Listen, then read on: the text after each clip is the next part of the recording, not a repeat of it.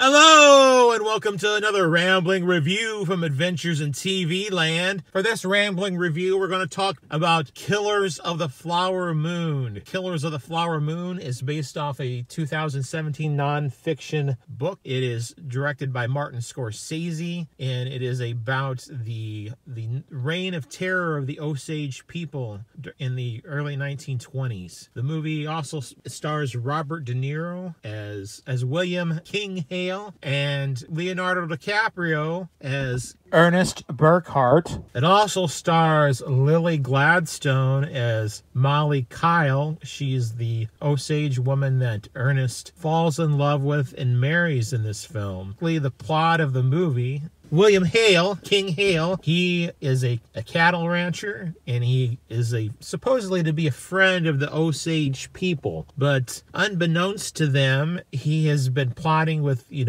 other people in the area to slowly kill off some of the Osage who have head rights, which are the rights to the oil, to the land where the oil is produced here in the Osage country. Because those rights cannot be purchased, they can only be inherited. Historically, there were over 60 Osage, perhaps up to 100, who were murdered for their head rights. People married into the family, and they killed their wives, they killed their husbands, even there were attempts at killing children. Well, not even attempts, there were children that were killed as a result of all this. The story of Killers of the Flower Moon is about one particular family. It focuses this whole story of this whole event, what happened to the Osage. It focuses all onto this one family, because it was almost an entire family that was wiped out just for money, for oil. William Hale plots with his nephews to get into the Kyle family. The Kyle family is mainly of women, and they have head rights. Their head rights are quite valuable. There are a total of 4 sisters and their mother. They have a few cousins that are related as well, and one by one they are killed off in various ways. Initially, why it is portrayed they were killed, it doesn't seem suspect, but things start to add up. There's a point where it comes in the movie that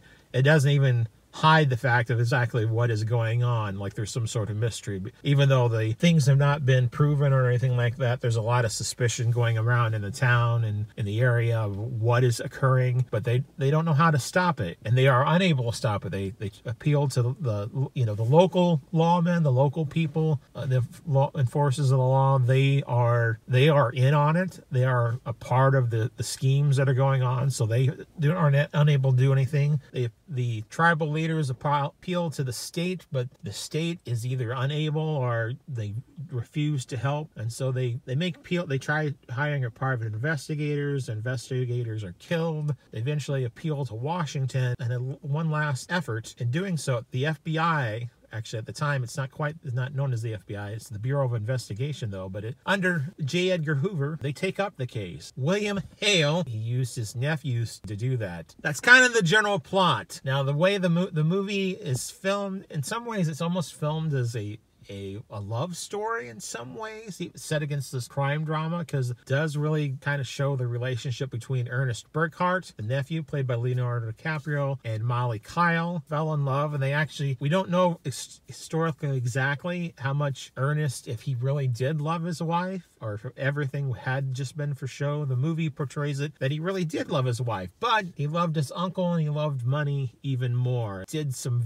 heinous things. He was a heinous murderer. I think in some ways having Leonardo DiCaprio portrayed in this role, he's a great actor, but he makes the character a little bit too likable. Everything that he did and that is shown in this movie that he partook in, he was a disgusting, horrible person. It's horrible. I understand why DiCaprio was cast. He's a great actor, but he makes the audience, you'll kind of like him a little bit too much. De Niro does a great job. He works well as the villain. The standout performance, there's a lot of other great performances in here. There's a whole cast of supporting actors. John Lithgow, he's got a small role in here as a prosecuting attorney, and some other great actors are throughout the film. But the standout performance is Lily Gladstone portraying Molly. I hope she gets an Oscar for it. She does an amazing job, and she really connects with the audience, and you connect with her. Under someone of a lesser talent, her performance would be overshadowed by DiCaprio's, but it's not. She meets him at every level. The movie is beautifully shot. It's cinematically gorgeous. The narrative, it's done really well. My biggest fault about the film is that it is like 3 hours and 40 minutes long. It is an incredibly long movie, and there are parts that it does feel long in. Scorsese is a brilliant director, and I believe they just gave him carte blanche to do whatever he wanted to do. This film could have been improved with a little bit of editing. I think that hurts the film is because of its length. It's a story that deserves to be told and deserves to be seen. I think the length of the movie hurts that. Out of a scale of 1 to 5, I'd give it 4.5 stars. I would give it 5, but it's too long to be a 5-star movie. This has been another Rambling Review from Adventures in TV Land. Thank you for watching. Until next time, that's a wrap.